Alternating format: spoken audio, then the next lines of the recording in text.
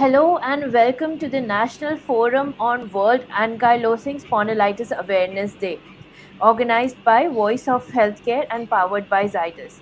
So in this third episode on World Ankylosing Spondylitis Awareness, we would be looking at the topic of looking beyond necessities, refilling the gaps that are there in ankylosing spondylitis care. To deliberate more on the same, we have an expert team of panelists here with us today. Please let me welcome Dr. P.V. Prasanna, who is the consultant rheumatologist at Citi Neuro Center, Hyderabad, and ESI Medical College and Superspeciality Hospital. Welcome, ma'am. Thank you. I welcome Dr. Keerthi Talari Bommakanti, who is the consultant rheumatologist at Yashoda Hospital, Secunderabad. Welcome, ma'am. Thank you. I welcome Dr. Sunitha Kyathi, who is the consultant rheumatologist at Yashoda Hospitals, Malakpet, Hyderabad. Welcome, ma'am. We also have Dr. Sakir Ahmed, who is the associate professor of clinical immunology and rheumatology at KIMS and consultant rheumatologist Pradyumna Bal Memorial Hospital, Bhubaneshwar. Welcome, sir. Dr. Thank Keerthi you. would be leading this session for us today. So now I hand it over to you, ma'am. Good evening, everyone. Welcome to this session on refilling the gaps in ankylosing spondylitis care. And as we all know, 7th May was celebrated as the World Ankylosing Spondylitis Day. And though spondyloarthritis per se and ankylosing spondylitis are pretty common diseases, they go quite unrecognized, considering the fact that most patients present with backache and backache that is arising from sacroiliac joints is usually missed, and inflammatory backache is missed. And most commonly, it is diagnosed as a mechanical backache or backache that's related to strain or backache that is related to a disc issue, and by the time the patient actually reaches us, there's a lot of damage that happens at the joints. So we'll start today's session. I would first like to ask Dr. Prasanna. Dr. Prasanna, what do you think? I mean, how long can a patient with ankylosing spondylitis live? I mean, do they lead a normal life? Do they have a decreased lifespan? And is there anything that we can do to stop the progression in these patients? At the outset, thank you, Zydus, and thank you, Keerthi, for this question. I'm sorry for this voice. Ankylosing spondylitis, definitely it is a lifelong disease.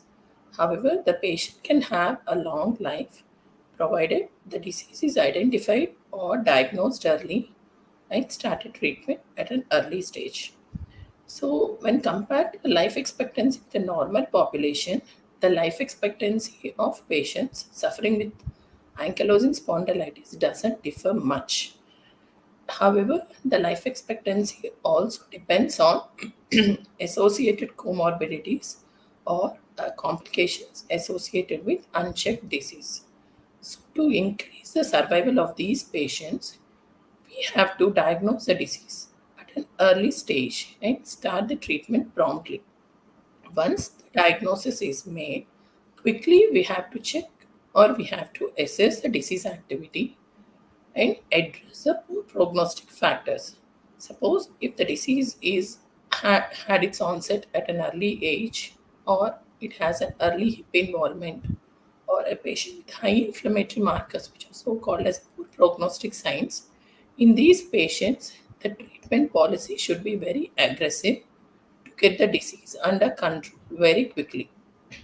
Once we identify these poor prognostic factors immediately after diagnosing, we also have to assess the effect of the disease on other organs like extraspinal involvement, because these diseases are systemic diseases and have their effect on various parts of our body. So, a patient with cardiac disease or a patient having the effect of ankylosing spondylitis on the heart, or a patient having an associated osteoporosis secondary to ankylosing spondylitis, or a patient with ankylosing spondylitis with a severe suicidal tendencies because of the psychosocial elements, These patients are at risk of having a decreased life expectancy. So, by identifying these associated factors, we can also improve their life expectancy. Similarly, these patients are to be trained to have a healthy dietary practices and a regular supervised physiotherapy wherein it doesn't inhibit their joint mobility, which may have a greater impact on their life expectancy. Thank you, Dr. Prasanna. So, on the same lines, Dr. Sunitha, as Dr. Prasanna had mentioned, that there are a lot of complications that these patients go through, because of which their life expectancy could decrease. So, could you please highlight further on the complications that patients with ankylosing spondylitis face? And if so, what precautions could be taken to avoid these complications? Thank you very much for this opportunity.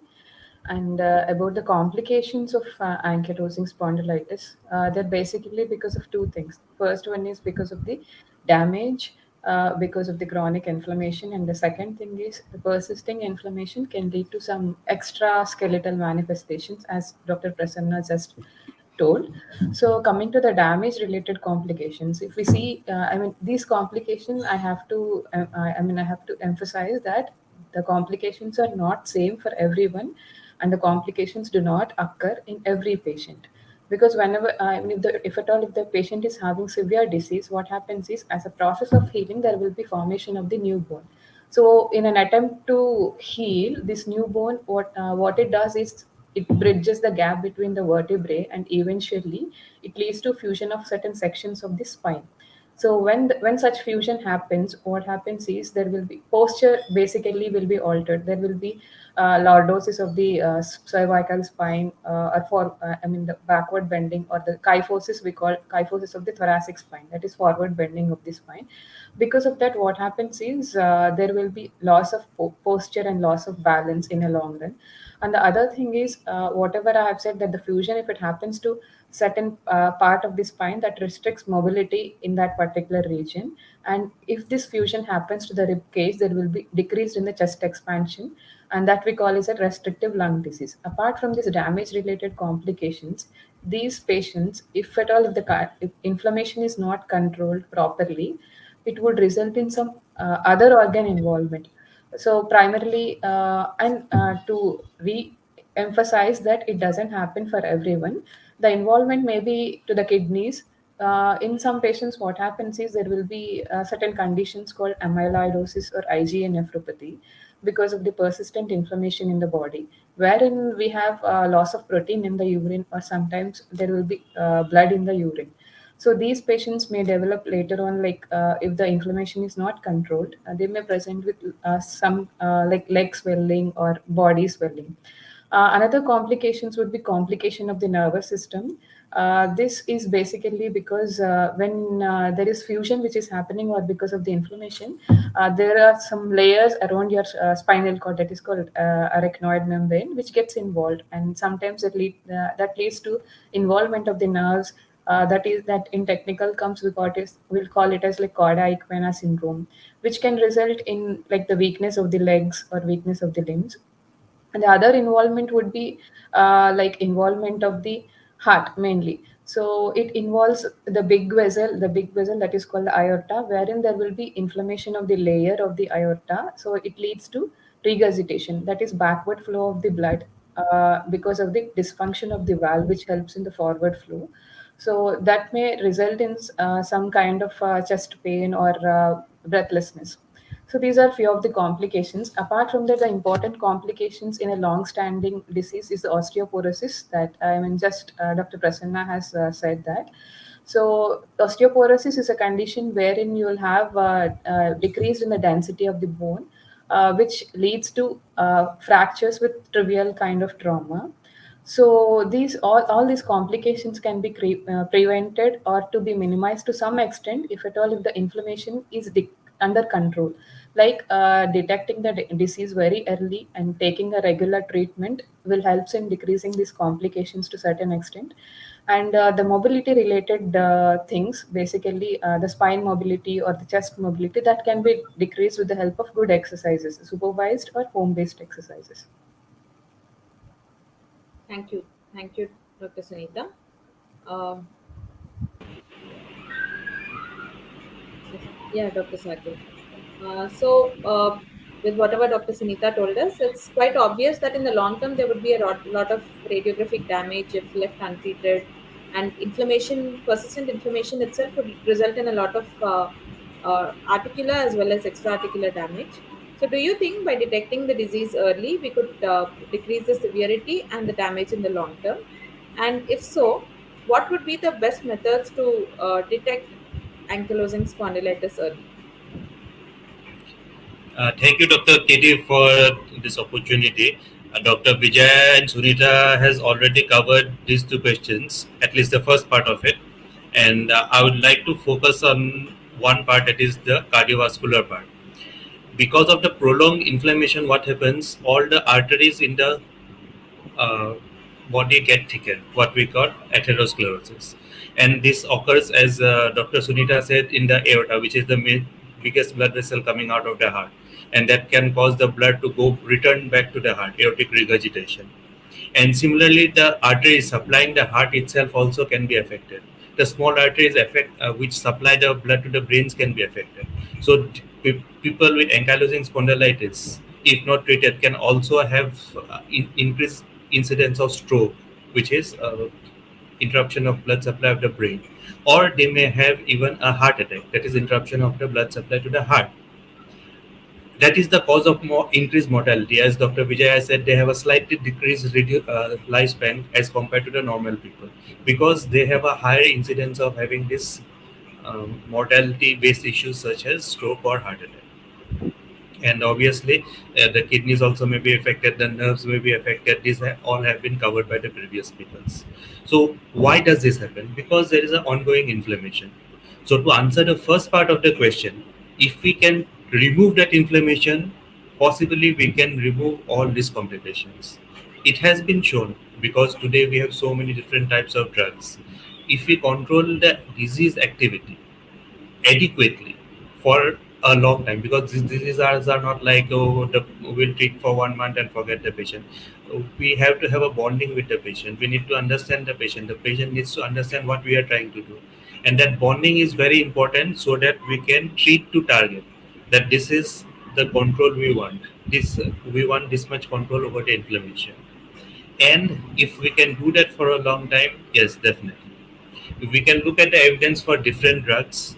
One, obviously, some amount of exercise is required, but pure exercise itself is not sufficient to control this type of diseases. Some people try with only food habits, but again, altering the diet is not sufficient for such severe diseases. Then there are drugs which are called anti-inflammatory drugs, non-steroidal anti-inflammatory drugs. There is some evidence that they might reduce progression, and there are also contradictory studies also, but let us not go into controversies. But those people who have very high disease activity, we can go for certain group of drugs called biologicals. They are obviously a bit expensive. Otherwise, there are non-biologicals, disease modifying drugs also, which can be tried. There is definite evidence, if we use biologicals, that inflammation can be controlled and most of the complications do not occur. Now, people have followed patients with ankylosing spondylitis who have been treated on biologicals for 15 years, 20 years almost. And it has been seen that those people who have good control of disease, they do not develop these complications. So that was the first part of the questions. If detecting early will help us prevent the complication. Yes, detecting as well as treating. If we just diagnose and then go to some practitioner and try out his herbal medication, or maybe something out of the way, that is not going to help the patient. Obviously, when a patient gets the diagnosis, there is a frightening, she or he gets frightened and he goes and tries out 3 4 5 different types of therapies. That is a waste of time, and if the inflammation is not controlled, that burden is going to make him suffer 10 years from now. And regarding the second part of the question, how do we diagnose? So, as the first speaker, Dr. Vijaya had said, that most of these patients have just backache, and everyone has backache. There is no one in this world who has not suffered backache at least at one instance. But only 5 to 10% of all the backaches are associated with arthritis. So we should be very careful. What are the points where we need to visit a doctor early? Number one, if the pain is worse in the early morning, if the pain wakes up uh, wakes us up in the night, especially up in the second half of the night while turning in the bed, the pain is so severe that we wake up. Then there's a very good response to painkillers. Anyone just takes a painkiller, feels it is well. As the day goes on, he feels better. So this may actually dissuade the patient. The patient feels okay, I'm taking the medicine, it is sufficient. Why should I need to go to the doctor? But these are actually what we call red flags. And if any of these are present, we should go to the doctor immediately and try to get the diagnosis if we have something like ankylosing spondylitis or spondyloarthritis. One more point I would like to add, these are diseases of young people. When we talk about arthritis, everyone thinks it's something of the elderly, the old people. No, ankylosing spondylitis will start in the adolescence, maybe 20s, at the 30s. So even if you have backache and you are just 20 years old, 30 years old, you need to go to the doctor, especially if these red flag signs are there. Thank you. Over to you, Thank you. Dr. Keerthi. Thank you. So it's quite obvious from Dr. Sakir's talk that though sometimes we detect patients early, patients drift away. I mean, they probably do not come back to us. They're scared of taking long-term medications. So there are certainly certain gaps in the management of ankylosing spondylitis that need to be addressed. So Dr. Prasanna, what do you think? I mean, what are the gaps that are present for giving an adequate care to a patient of ankylosing spondylitis these days? Latent ankylosing spondylitis, or for that matter, any of the autoimmune rheumatological disease, there are a lot of gaps which makes a patient to have achieved this disease remission. So these gaps could be from the patient side, or these gaps could be from the treating doctor or a medical fraternity, or from the society. So if we go on one by one, from the patient side, there is a lack of awareness. Particularly, many of these patients or attendants, they don't have an awareness regarding what actually is ankylosing spondylitis, or for that matter, any of the rheumatological illness. So, by making these people aware of these diseases, these life threatening, complex autoimmune diseases, we can improve their survival.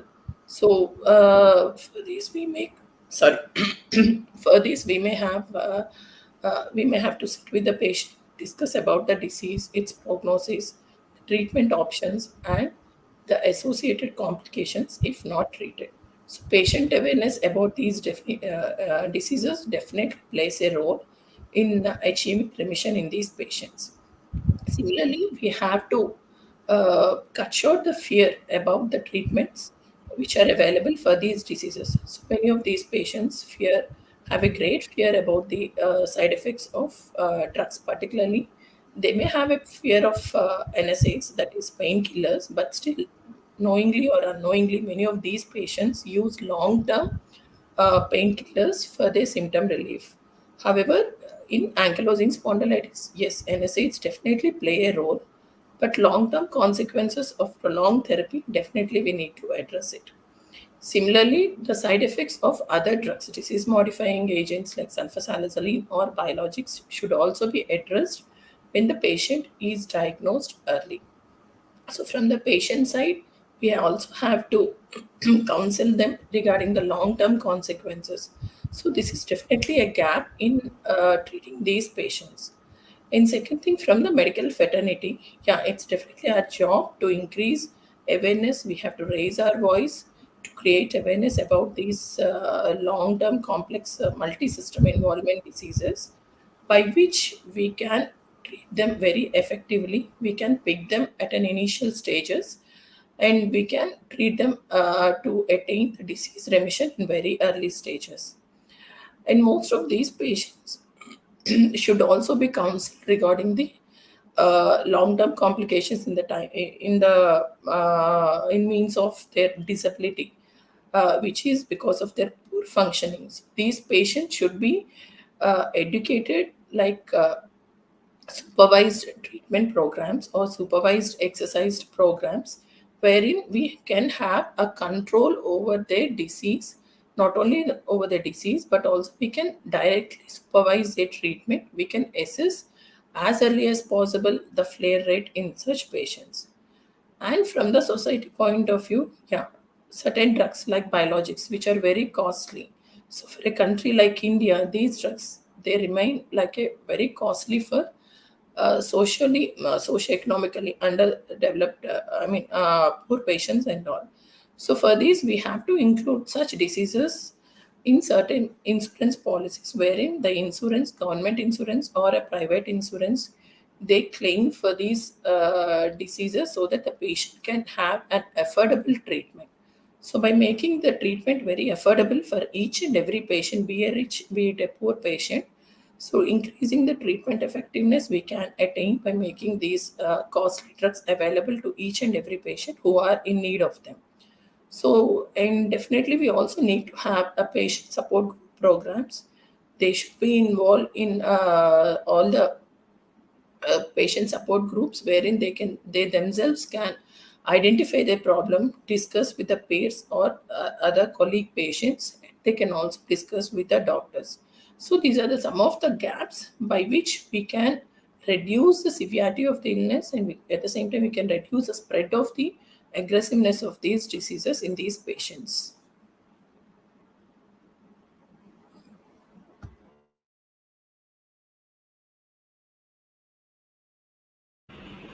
Dr. Keerthi, I think you're muted. Thank you. From we've heard from Dr. Prasanna about the gaps in the care of ankylosing spondylitis, and it's obvious that there are a lot of myths around ankylosing spondylitis, because of which patients do not reach us for taking care. And even after coming to us, there are a lot of myths in the society, even among the medical fraternity, because of which the care is disturbed. So there's one common myth that all these patients think that once they have an arthritis, be it ankylosing spondylitis or any kind of arthritis, they should stop exercising. Their activity has to be reduced, and they should just take rest, because that's how their pains would decrease. So, Dr. Sunitha, what is your take on this? And what's the if they can exercise, what are the kind of exercises you would suggest to them? Yeah, thank you, Dr. Keerthi. Like most of the patients feel that they should not exercise because they have arthritis, but it is not true. So, by definition, like when we diagnose the patients, we typically see whether they are improving with the exercise or not, or the pain is aggravated on the rest. That is the basic difference between the other type of like mechanical back pain and the inflammatory back pain that our patients with ankylosing spondylitis have. So coming to the exercises, they are very important. In fact, they are called one of the important non-pharmacological treatment. Like apart from the medication, other important treatment that is the exercise. So what does exercise do? Exercise is very important to maintain the joint motion and to improve the spine mobility. It will also help to ease the pain, and it will improve the posture, and it will also help in tackling the muscle imbalances, and overall it improves the general health also. So like you'll have as Dr. Prasanna and Dr. Sakir has just said, like with long standing inflammation you may have cardiovascular complications. So with the exercises, mainly with the aerobic kind of exercises, you'll have increased in the cardiovascular endurance, and there will be decrease in the blood pressure, and it will increase the good cholesterol. That's how it indirectly helps in preventing the cardiovascular complications also. So coming to your second question, like what kind of exercises that they have to do. So basically they include like four kind of exercises, like stretching, or we call range of movement exercise is the first exercise. The second one is called strengthening exercises, and the third one is the aerobics, and the last one is like balancing exercises. So coming to the first one, that is the stretching exercises. So most of the patients with ankylosing spondylitis, they tend to limit their joint, or they tend to limit their spine, and because of the pain when they move that particular joint, and they tend to assume a particular posture, especially with the back pain. Because of that, what happens is there will be permanent postal abnormality, and it further causes. I mean, in a certain position, if it is there like that, it would further lead to the fusion of the spine. So the lack of movement, even actually, what happens is it will even the surrounding muscles also will stiffen, and it further decreases the stiffness. So range of movements are basically done to the joints which are stiff, and also to the spine. So that will help in improving the stiffness, and that's how it will also help in increasing, I mean, decreasing the pain.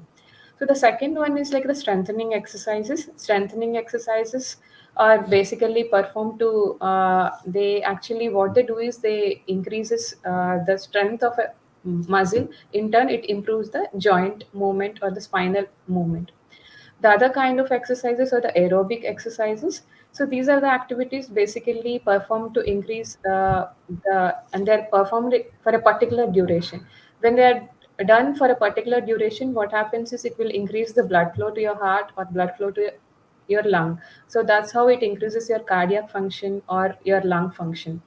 And because of the rib cage involvement, most of the patients, they will experience the breathing difficulties. So these kind of exercises, they'll improve the breathing problems, and the other important exercises being the core exercises. So a lot of them, the core exercises means the strengthening exercises mainly for the back and for the abdomen. If you have a strong core muscles, that will basically support your spine also. So when you have a strong core, that will decrease the stress on your spine, and that's how your back pain is also improved. So to maintain the balance, what we have to do is, like, in a long run, you may have a fusion of the spine, or you may have a difficulty in, I mean, flexing your hip or flexing your knee in a long-standing hip arthritis or the new arthritis. So use of some assistive devices or use of some kind of shoes, and these are also will be helpful. So finally, what I want to say is exercise is so very important for patients with ankylosing spondylitis, and they should inculcate in their routine schedule along with the pharmacological treatment, that is medication. Thank you, Dr. Sunitha. Dr. Sakir, with so many gaps in care, with so many myths around this particular disease, what do you think is an association we could do to reform the lives of these patients? What do you think we can do in coordination with the government to make their life better? I mean, to improve their care and to improve their physical, emotional, psychological health. What best we could do from our end? So again, this question has two parts. What can we do, and what can we ask the government to do? To tell the truth, the government is already overburdened. There has been a very big pandemic, and healthcare expenditure has been maximum. And the other thing is that the awareness about rheumatology in India is very, very poor. So there was a recent survey by the Indian Rheumatology Association, and they could find that only less than 5% of our population knows what is rheumatology. Forget about ankylosing spondylitis. And as doctors, we do try to approach the government, but for a government is a body elected by the people. So until and unless the common people go and uh, they tell their problems to the government may not pay that much attention to just a group of doctors. Obviously, there are the current Indian Rheumatology Association is very active. They are taking up these issues at different fronts. They are trying to increase patient awareness. They are trying to increase awareness about rheumatology in the general population of India, as well as they are taking these things up with the government at different levels. So that is being done at the association level, all the Indian rheumatologists as a whole. But I would like to appeal to the patients that if they also talk to the government, then I think the impact will be much better. If the information comes from both sides, from the patients as well as from the doctors. And not only the government, we should also try at our local levels. What can we do? Like this program here, we are trying to spread some awareness. But I think most of the people listening to will be patients or their relatives. So not just listening to this program, this talk. If they can talk to five other people what these four doctors, these four specialists have talked about. If they can take that message to five other people, that is how more and more people will get to know. And after today's talk, if at least 200 people come to know what is ankylosing spondylitis, and out of that maybe at least two go on to have a diagnosis, definitive diagnosis, I think the outcome of this talk will be successful. So we can need to have such programs, and the program should not be limited. Okay, bas sun liya, I'm satisfied, bas ho gaya. We should take it on and spread the message to at least five more people. That is what I would like to appeal to all the listeners today. Thank you, Dr. Sakir. That's so very true that programs like this, I mean, patient education programs, should not just encourage people who are listening to this, but should their voice should be heard by others too. So I think people who hear programs like this should propagate about these kind of diseases, should recognize others with these conditions. So, Dr. Sunitha, what do you think? I mean, these patients go through so many psychological issues because having a long term disease is not a very simple thing. It leads to a lot of distress, anxiety, and depression too. And we've seen patients who have suicidal tendencies because of this kind of a disease, especially when they have a lot of radiographic damage. So, what best can we actually do to psychologically support these patients?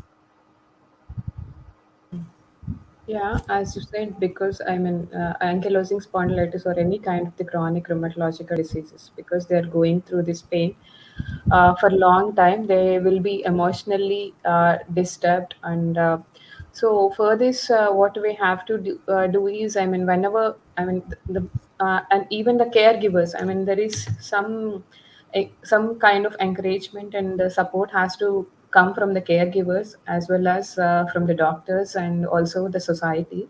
And there should be already there are some support groups which are already supporting these patients. We need more of such support groups, and also wherein they will provide a lot of emotional support to them and also the caregivers. And the problem is, I mean, most of them think that the disease is so, I mean, severe and the same for everybody. So this kind of thinking should be, we should not, we should tell the patients and the caregivers that the disease is not the same for everyone. And we should also tell the importance of early diagnosis and regular treatments, and encourage these patients to open up, I mean, in front of the doctor and to discuss their issues regularly with the doctor. And also and there should be I mean, lot of we should encourage lot of NGOs and the government basically to fund these people, because most of them they require anti-TNF agents which are very costly. And many of the people in India, they cannot afford these medicines.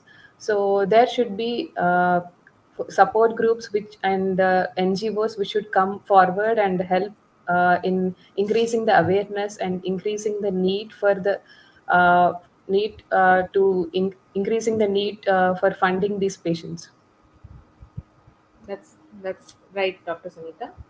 So, Dr. Prasanna, your final words for patients with ankylosing spondylitis. Yeah, definitely this is a lifelong disease, but it doesn't mean that it cannot be cured. In such diseases, cure is equivalent to a term called control. So, if we can control the disease, you take it granted that the disease is under control. So, nothing to fear about.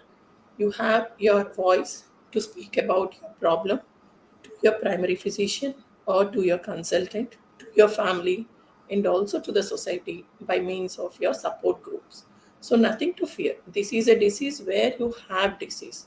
Where you have treatment. So, only thing which is there in your hand is accept the disease, fight with the disease, get more stronger than the disease, and you will be the winner. Thank you, Dr. Prasanna. That was so real encouraging. Dr. Sakir, your words of encouragement for patients with ankylosing spondylitis. Sakir, I think you're on mute. Yeah, thank you. So I would take 2 points from the last two speakers, Dr. Prasanna and Dr. Sunita. One is that depression, and one is that the thinking of outcomes. So when we give a diagnosis of ankylosing spondylitis, the person will go back to the internet and he will find what is the ankylosing spondylitis. He'll get something called bamboo spine. So he'll think that he'll get the bamboo spine. The internet is full of pictures from 40 years ago, 50 years ago. But that is not the scenario today. Today, the drugs are so good that we can prevent that. That is the first message to be taken. Second thing they will read about is biological, so costly.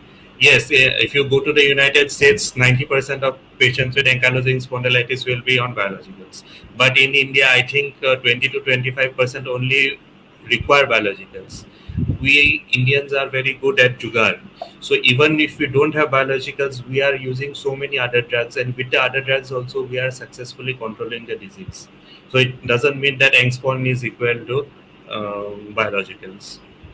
If and one more thing regarding the exercise. Exercise is a mood elevator. So a person who thinks he is depressed, number one, should have a fixed schedule, a very good routine, so that he doesn't have time to sit and overthink. Number two, there should be enough adequate physical activity. The physical activity not only will keep his joints fresh, it will also keep the mind fresh. And certain neurotransmitters are released which help to elevate the mood. So exercise is again a must. And I guess that's all. Yeah. Yeah, and obviously, all if you are having a problem, you need to tell your doctor. If you think you are depressed, most of the in Indian scenario, depression is taken as a stigma, so people do not freely speak out. But you need to talk with your doctor. If you are scared to talk to a doctor, there are online counselors available. Talk to someone. At least talk to a friend. That also helps. So that is my last message. Thank you, Dr. Sakir. Uh, Thank you, Dr. Prasanna, Dr. Sunitha, Dr. Sakir.